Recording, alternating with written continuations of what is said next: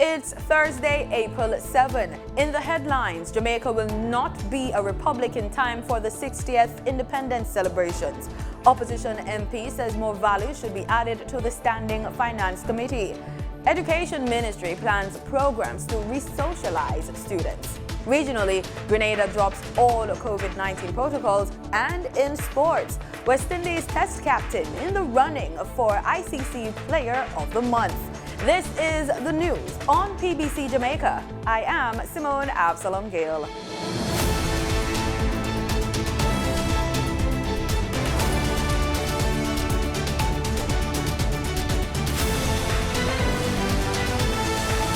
I know persons are wondering whether we will have it done in time for the celebration of Jamaica 60. Unfortunately, the procedures set out in the Constitution will not permit that timing to be met. This was the word from Minister of Constitutional Affairs Marlene Malahou-Fort during a post-cabinet press briefing on Wednesday. Minister Malahou-Fort says that while Barbados was able to accomplish such a change in short order, there are differences between the two countries. They have different constitutional provisions. And unlike Jamaica, they did not require a vote from the people to make that important change in their constitution. She took the time to explain the three types of provisions within the Constitution of Jamaica. These are ordinary provisions, the ordinarily entrenched provisions, and finally, the one that will be needed to change to accommodate the move to a republic, the deeply entrenched provisions. Section 49 tells you what has to be done in order to make an amendment to these provisions and also which provisions fall in this category. And among them are the provisions relating to Parliament at Section 34, which provides that the Parliament of Jamaica consists of Her Majesty the Queen, the Senate, and the House. There is also Section 35, which speaks to the Senate, comprising 8 senators appointed on the recommendation of the Prime Minister, 13 government senators appointed on the recommendation of the Prime Minister, and 8 on the recommendation of the Leader of the Opposition, and 39 qualification to serve in the Parliament of Jamaica. Commonwealth citizen over the age of 21 years, ordinarily resident in Jamaica in the preceding 12 months. You would know that this one is of concern to Jamaicans in the diaspora who hold citizenship outside of the Commonwealth. And then there is also Section 68(1), which speaks to the executive powers being vested in Her Majesty. Minister Malahou-Fort further explained the steps in moving a bill to be passed. The deeply entrenched provisions, ladies and gentlemen, require a vote of 2/3 members of both houses, and it also requires a vote by members who are qualified to vote in general elections. That's what we call the referendum. But before a bill which seeks to amend the ordinarily or deeply entrenched provisions can go through, there is a requirement of a 3-month period between the date when the bill is tabled on the House and the commencement of debate. So here we are now in April, and we're in the middle. We have just commenced the sectoral presentation. Even if the bill were to be tabled, you'd have May, June, July before any debate could commence. Wednesday's emergency meeting of the heads of government within CARICOM has ended without any clear position on whom the group will support for the Secretary General of the Commonwealth Organization. The meeting follows Jamaica's announcement that it will nominate Minister of Foreign Affairs and Foreign Trade, Senator Kamina Johnson-Smith, for the post currently occupied by a CARICOM nominee. Minister without portfolio in the Office of the Prime Minister with responsibility for information, Robert Morgan, again defended Jamaica's position. Our duty is to promote the excellence of our candidate, and I'm sure you'll agree that she's an excellent candidate, competent, well-read, and has a positive and substantial reputation internationally. Based on the Prime Minister's commentary yesterday, you'd have heard of many states who have agreed or have offered to be ambassadors for this candidature. You would have heard of significant support from regions across the world. Our candidate is about building bridges and to speak about the positive attributes of the Commonwealth and how we as a nation can contribute to that positivity. India's ambassador to Jamaica has given his country's support to Senator Johnson Smith. He says India is confident that Senator Johnson Smith possesses the capabilities to address transparency issues plaguing the Commonwealth Secretariat, which has resulted in the suspension of discretionary funding from the United Kingdom, New Zealand, and Australia.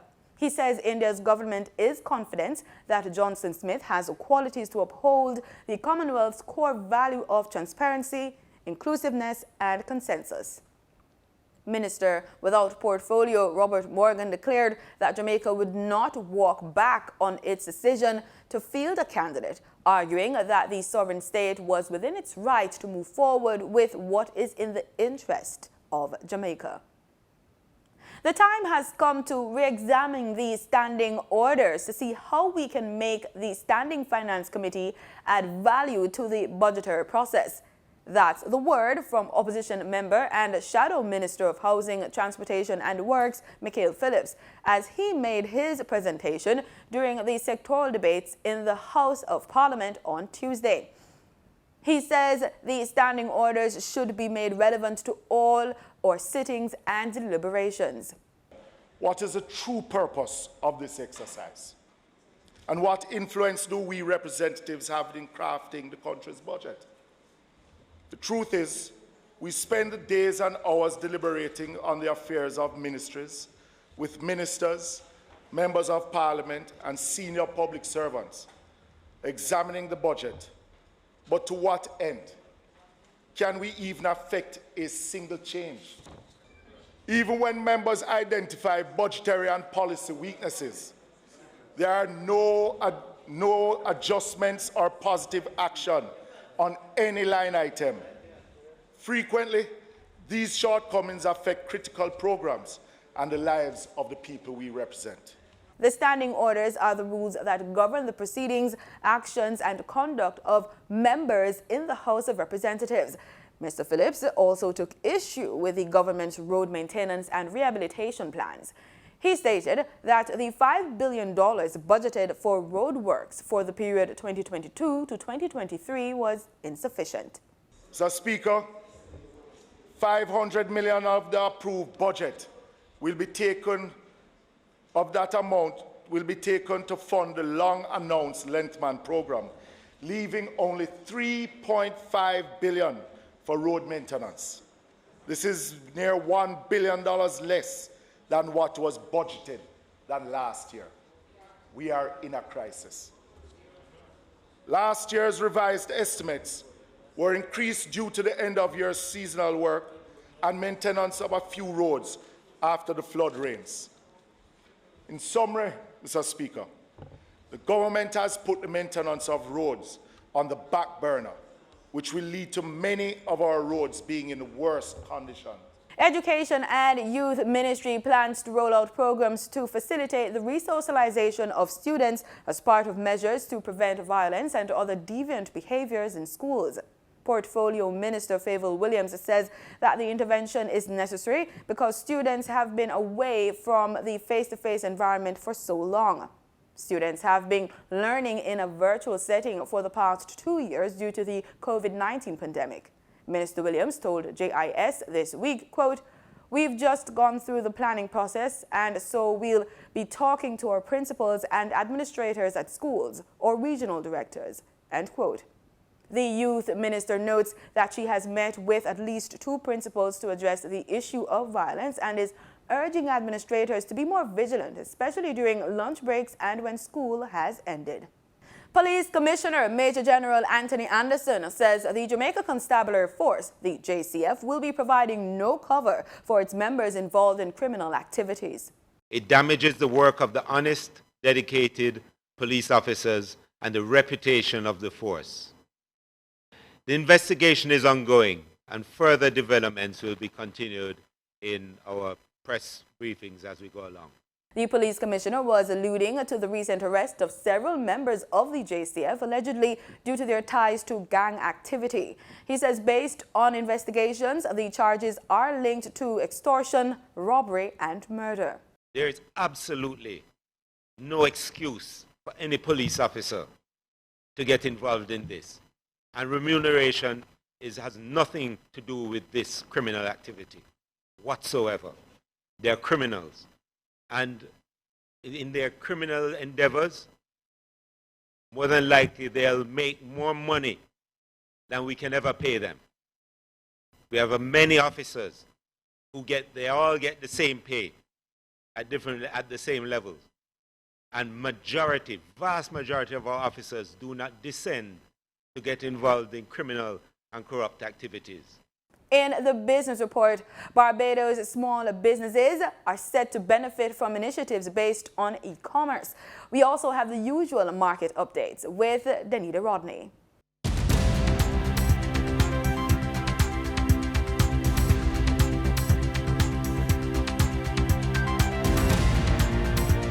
Motorists should see a 25-cent decrease at the pumps for all gas and diesel prices effective Thursday, April 7, according to the latest reports from Petrojam. 87 and 90 octane gasoline will be sold for $191.08 and $196.09 per liter respectively. Automotive diesel fuel will be sold for $196.70 per liter. Continuing with the 25 cents decrease, ultra-low sulfur diesel will be sold for $201.18 per liter, and kerosene will be sold for $171.30 per liter. Meanwhile, butane liquid petroleum will be sold for $79.94 per liter, down by $1.92. And butane liquid petroleum will be sold for $91.17 per liter after a decrease of $1.63. Remember to be on the lookout for price changes as marketing companies and retailers will add their own markups to these prices. In foreign exchange trading for Wednesday, April 6, the US dollar sold for an average of $155.06. The Canadian dollar ended trading at $123.92. The pound sterling traded for $202.97, and the euro sold for an average of $173.70. The following reflects the movement of the JSE indices in Wednesday's trading session.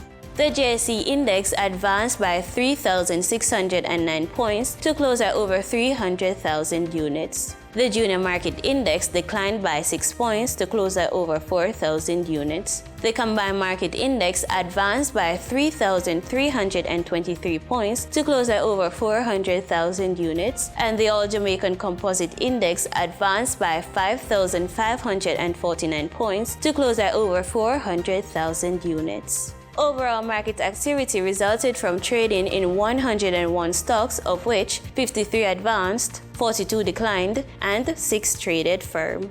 Stocks advanced for 138 Student Living Jamaica Limited, Access Financial Services Limited, and Barita Investments Limited. Stocks declined for 138 Student Living Jamaica Limited Variable Preference, AMG Packaging and Paper Company Limited, and Cargo Handlers Limited. Trading firm were 1834 Investments Limited, Caribbean Flavors and Fragrances Limited, and Edufocal Limited. Trans-Jamaican Highway Limited was the volume leader with over 6 million units, followed by Wigton Wind Farm Limited ordinary shares with over 5 million units, and Powell's Investments Limited with over 3 million units. In regional stocks, in Trinidad and Tobago, Clico Investment Fund was the volume leader with over 67,000 shares, followed by Calypso Macro Index Fund with 3 shares being traded. The Barbados Stock Exchange saw 0 securities being traded on Wednesday. The Barbados Trust Fund Limited has launched 2 initiatives intended to elevate small businesses and young agri-entrepreneurs to the level of major competitors in the global e-commerce market. Alia Briggs tells us more. The time has come for Barbadians as consumers and businesses to lend their support to a 100% Bajan e-commerce platform.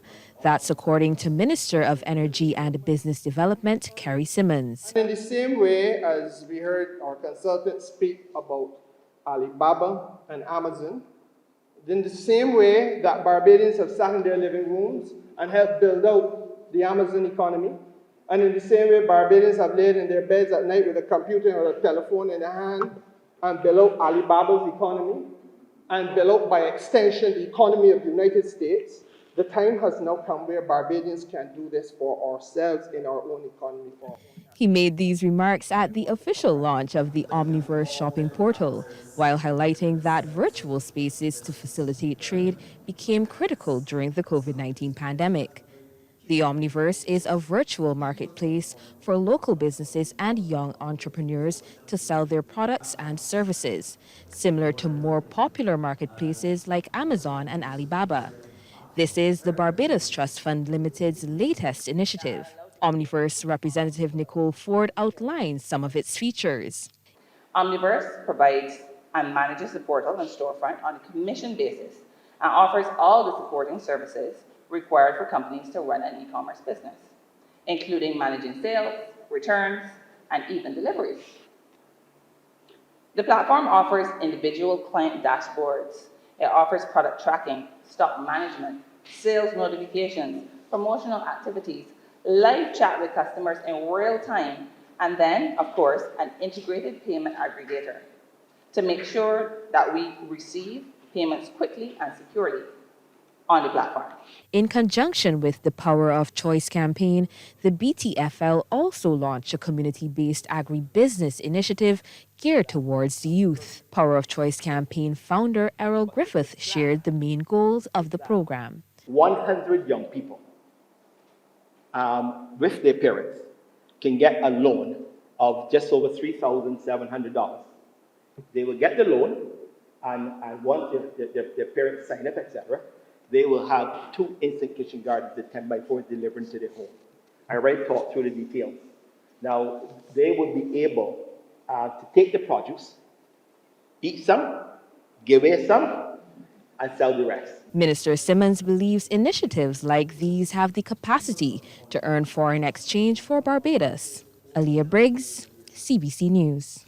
In market data for oil prices rose on Thursday after announcements of a huge release of oil from emergency reserves. However, worries over tight supplies still clouds the market. Brent crude futures climbed $1.05 or 1% to $102.12 a barrel, while West Texas Intermediate crude rose 86 cents or 0.9% to $97.09 a barrel. And that was the business report on PBCJ. I'm Danita Rodney.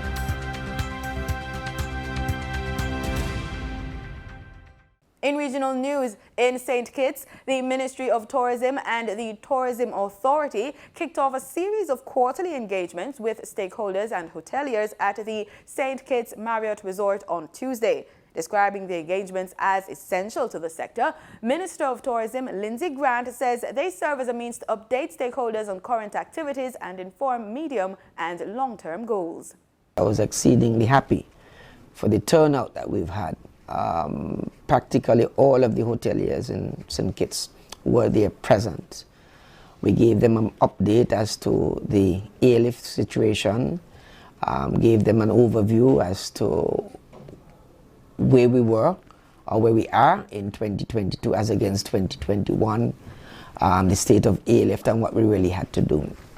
We indicated to them in a number of fronts. We have changed our strategy slightly. We wanted a buy-in from them going forward, and basically to tell them this was one of an approach of cooperation between the stakeholders, they being the hoteliers, and the Ministry of Tourism and the St. Kitts Tourism Authority.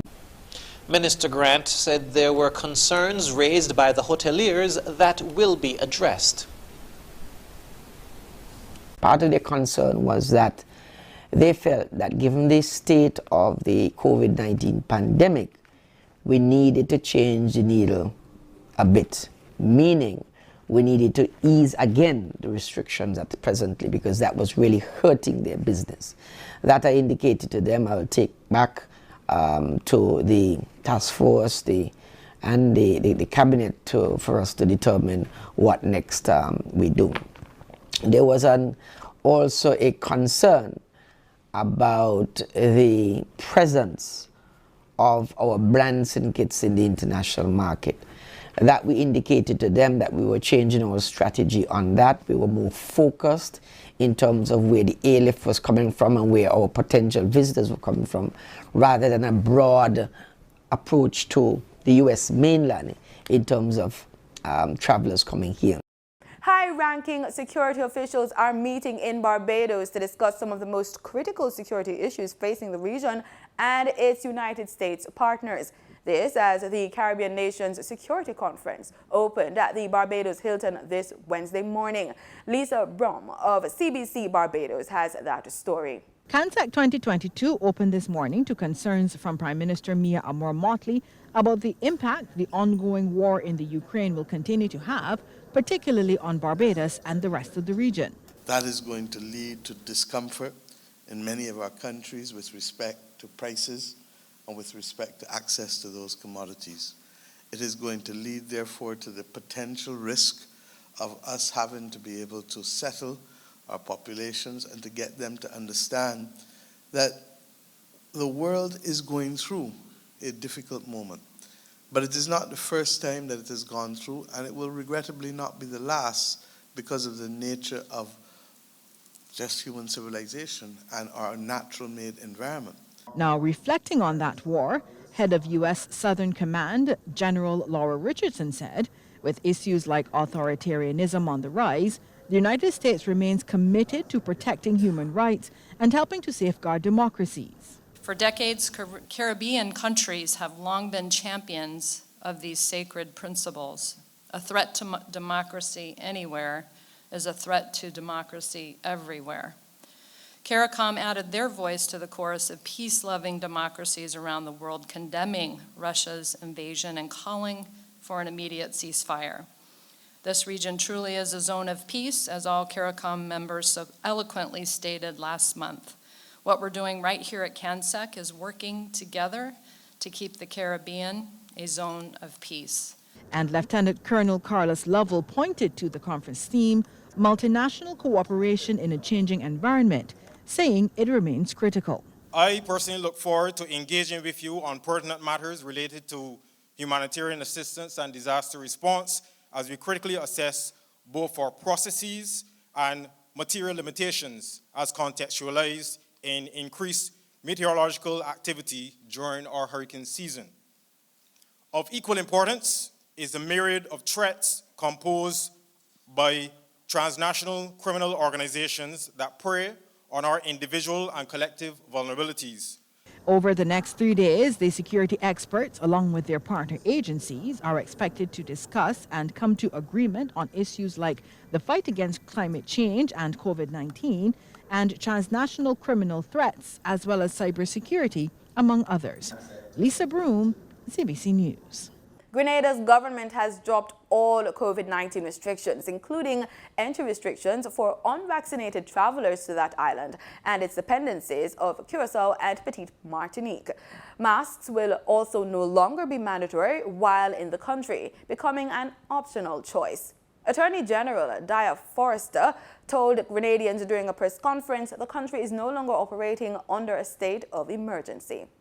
We no longer have restrictions on the movement of people, the operations of businesses, the mandate to wear masks and maintain physical distancing, the mandate to demonstrate one's vaccination status to access certain services, and all other features of the emergency powers COVID-19 regulations, as those have now been repealed. The quarantine COVID-19 regulations, which are where you find the travel restrictions and the mandates for testing prior to arrival and or on arrival, those have been removed insofar as the Minister of Health has executed the order to repeal those regulations. We are therefore operating without the need for testing prior or on arrival to Grenada. Likewise, there is no need for individuals to quarantine. In news from Guyana, President Dr. Ifan Ali says the current relationship between the governments of Guyana and Suriname is based on a climate of trust and mutual respect. While accepting the credentials of the new Surinamese ambassador to Guyana, President Ali states that both countries are playing a key role in drafting a CARICOM energy policy, a cooperation, he says, that augurs well for advancing the regional integration. Guyana and Suriname are playing a key role in drafting a regional energy policy that is focusing heavily on renewable energy, according to the president. While accepting the credentials of the new Surinamese ambassador to Guyana, the president said bilateral cooperation between Guyana and Suriname augurs well for advancing regional integration. He announced that both nations have key roles to play in drafting a CARICOM energy policy, which will be focused on renewable energy. The president added that cooperation must also continue on regional food security, and he reassured that Guyana remains fully committed to supporting the Surinamese president in his role as the lead head of state for industrial policy and in guiding the regional effort. According to the president, it is important for Guyana and Suriname to also enhance collaboration on issues regarding climate change and the post-pandemic economic recovery. I remain committed to preserving and building on this solid foundation. You can be assured of my government's full support as we carry out your mandate in furthering the excellent relations that exist between the Cooperative Republic of Guyana and the Republic of Suriname. The Surinamese ambassador, Lucille Blankendal, said Suriname and Guyana have been sharing good relations and will continue to do so. Suriname and Guyana enjoy a cordial bilateral relationship dating back to November 25, 1975. Both countries, relatively young republics, are taking pride in a rich culture of history, a diversity of ethnic groups, and an abundance of natural resources. Suriname attaches paramount importance to its bilateral relations with Guyana. Since both our current governments took office in 2020, we have forged a stronger partnership which has cemented in the strategic dialogue and cooperation platform, which sets a clear path to elaborate and promote, widen and deepen tangible cooperation in areas of common interest.